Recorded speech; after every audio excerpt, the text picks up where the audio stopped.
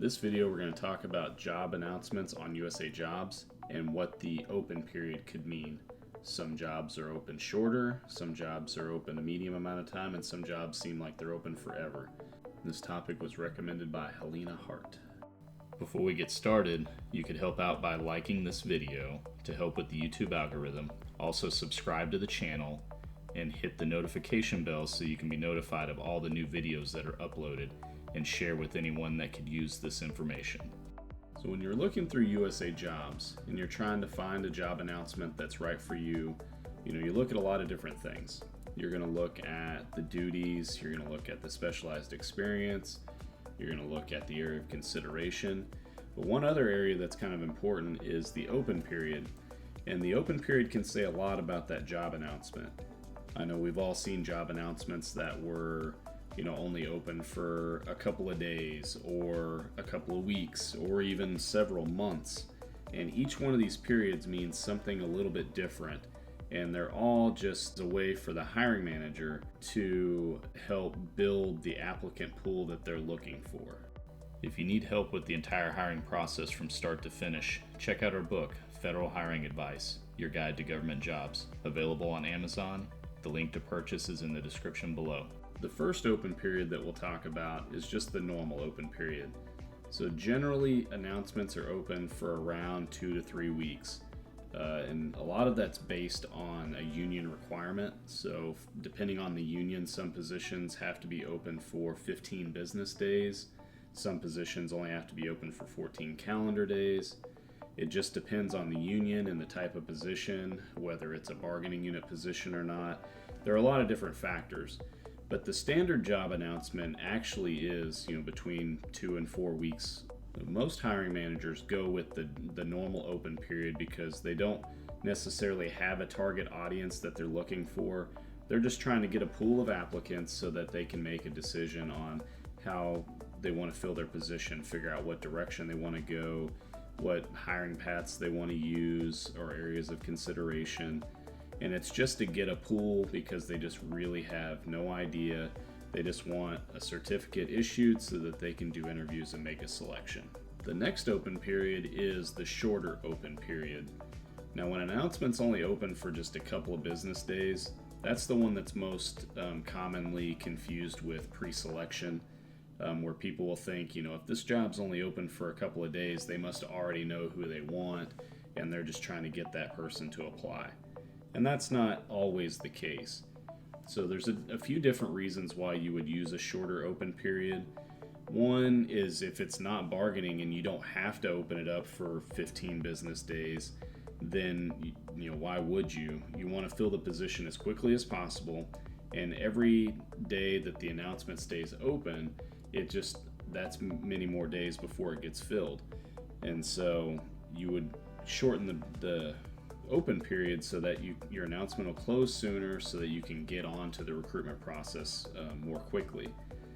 Another thing it does is it helps to shrink the applicant pool. So if there's a position, like when we post jobs that have remote opportunity, and if we go outside of the agency and we even inside the agency, we get a massive amount of applicants. And it's way more applicants than you can reasonably manage, and it slows down the process for everybody. So the applicants are frustrated because the process takes too long. The hiring manager has to do more interviews than they're wanting to do to fill the position.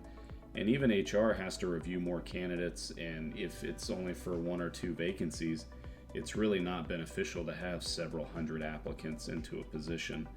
So you'll see different variations of how to limit the pool. One is to shorten the open period to, I believe the minimum is 3 business days. But generally you'll see 3 to 5 business days. You might also see the area of consideration changed in conjunction with shortening the open period. So usually you would shorten the open period for internal employees to your facility so that you can only get those positions within your department or within your facility. Because again, if there's a limited number of applicants that are already available to apply to the job, there's also no reason to keep it open for 3 to 4 weeks to gather in, 10 to 15 applicants that work in your area. Related to using a shorter open period to help limit applicants is also the applicant cutoff. So when you're applying for a position, you may see some announcements that say, only the first 50 people are going to be considered, or this announcement will close on the day it reaches 100 people. And they could all be different things, but the whole point is to limit the pool so that the recruitment process moves faster. And when it's where the first 50 are going to be considered, an agency can actually see the date stamps on when applicants apply, and they can see who the first 50 were. They can sort them that way and only refer those candidates. And then if it says this announcements will close on the day that it reaches a certain number of candidates, it'll go the entire day until 11:59 Eastern before it closes on the day it hits. So if it's 100 candidates, as soon as it hits 100, it'll still gather applicants for the rest of the day all the way until midnight Eastern, 11:59.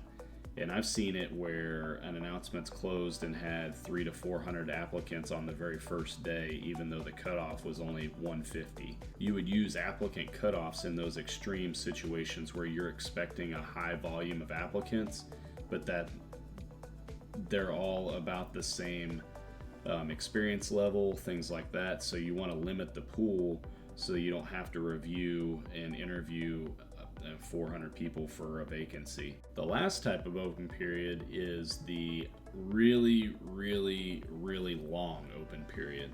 The one that's several months, even up to a whole year that this announcement's going to be open. And that type of open period has a name, and it's open continuous announcement. And essentially that type of announcement is for positions that are hard to recruit and hard to retain. So it's either going to be open because it's a very highly specialized position, like a doctor that has a certain specialty. So the announcement stays open the whole year because we're not expecting very many applicants to the job, and it could take months just to get a single applicant. The other reason would be is that you have a lot of turnover in a certain type of position, so you're constantly filling positions and you want a pool of candidates all the time. That's when you would use open continuous, because you're always gathering candidates. And then that way, whenever your positions become vacant, now you can keep going back to the list for the announcement that's already open and just stays open all the time. So on top of having the announcement open all the time so that you're always gathering candidates, that's the purpose of open continuous. Another purpose could be that there are projected vacancies, and so the announcement is just gathering resumes, and there's not really an actual vacancy yet. That would be for those future vacancies, so that they would have a pool of candidates that have already applied for the job. They've already been reviewed and qualified. They may even go through interviews first, and then you have just a pool that's ready to be hired from whenever a vacancy does occur. So to summarize this video about the open period of a job announcement on USAjobs, you've got the core common average open period, which is between 2 and 4 weeks, 15 business days, 14 calendar days, just depends on what the union mandate is. You've got the shorter period that could be as little as 3 business days, and you've got the longer period that could be, up to an entire year that this is open. They all mean different things, and their whole design, the reason why that they're there is to get the hiring manager the applicant pool that they're looking for. So the normal open period is just, a normal routine filling of the position. Usually as it becomes vacant, they post the job, they take what they get from the normal average open period, and then they make their selections. If they're trying to target a specific audience, or if they know that they're going to get a lot of candidates, then they're going to shorten the open period. And if they know that they're not going to get a lot of candidates and that it could take a while, or they have a lot of vacancies that they're just continually filling, then they'll go with the longer open period. But again, all of these are just different tools that the hiring manager uses to get the applicant pool they're looking for to fill their vacancies in the most efficient way possible. Thank you for watching the video. If you have any questions, go ahead and leave them in the comments and I'll do my best to answer. If you need to work one-on-one, you can visit the website at www.federalhiringadvice.com and we can schedule a time to meet.